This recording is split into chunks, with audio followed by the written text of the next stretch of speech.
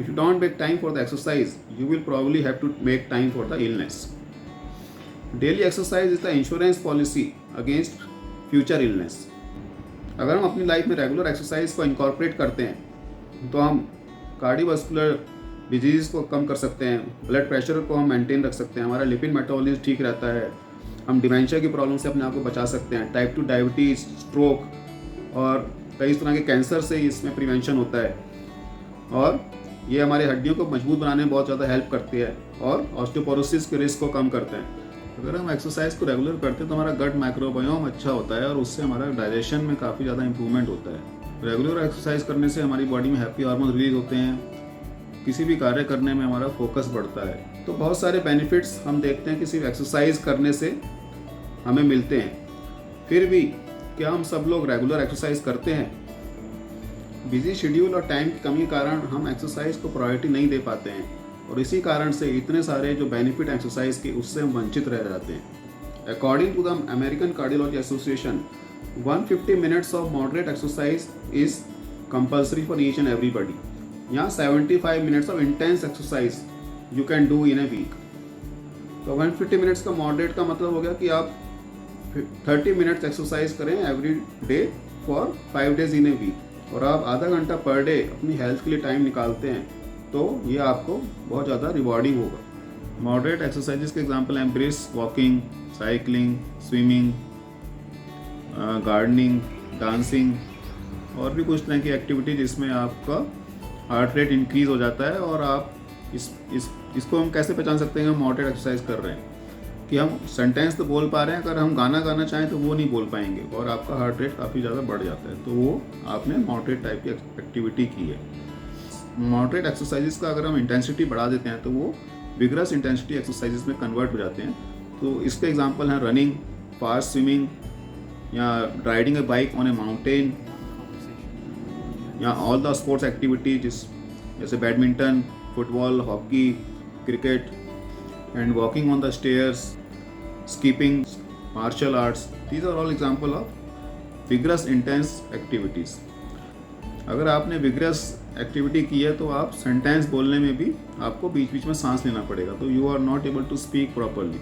जैसा कि हम सबको पता है कि जब भी हम एक्सरसाइज स्टार्ट करते हैं तो हमारा हार्ट रेट इंक्रीज होता है। हार्ट रेट इंक्रीज होने से हमारा ब्रेन में ऑक्सीजन ज़्यादा पहुंचता है और जिससे हमारा ब्रेन फंक्शन इंप्रूव होता है। और जब हम एक्सरसाइज स्टार्ट करते हैं तो हमारा नेक्स्ट डे में मसल्स में भी पेन होता है, पर यह है कि मसल्स का पेन ये 72 आवर्स तक यूजली रहता है, उसके बाद ख़त्म हो जाता है। और सबसे अच्छी बात यह है कि ये फिर रेगुलर हम एक्सरसाइज करते हैं तो फिर दोबारा यूजली नहीं आता है। फिर एक स्टडी में पाया गया कि अगर हम 2-3 हफ्ते तक रेगुलर एक्सरसाइज करते हैं तो हमारी मसल्स में जो सेल्स होते हैं उसमें माइटोकॉन्ड्रिया इंक्रीज हो जाता है। तो ये पाया गया कि 50% इंक्रीज हो जाता है माइटोकॉन्ड्रिया का वॉल्यूम।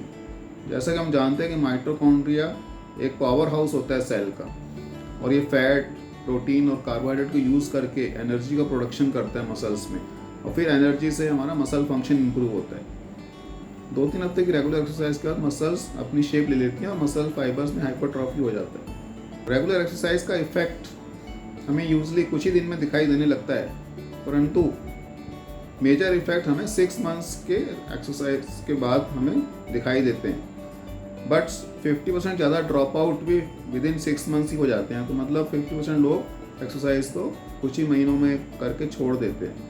तो जो लोग 6 मंथ तक कंटिन्यू कर लेते हैं उसके बाद यूजली वो ड्रॉप आउट नहीं करते क्योंकि उनको फिर उसका बेनिफिट क्लियरली दिखाई देने लग जाता है और अपने आप को वो बॉडी में फील कर पाते हैं जो भी उनको एक्सरसाइज से बेनिफिट होता है। वॉकिंग एक बहुत अच्छा मोड ऑफ एक्सरसाइज है। वॉकिंग से हमारा leg muscles, thigh muscles, abdomen, shoulder सारी मसल्स का यूज़ होता है। बट हमें ये ध्यान रखना है कि हमें ब्रिस्क वॉकिंग करना है ताकि थोड़ा इंटेंसिटी हमारा एक्सरसाइज का बढ़े।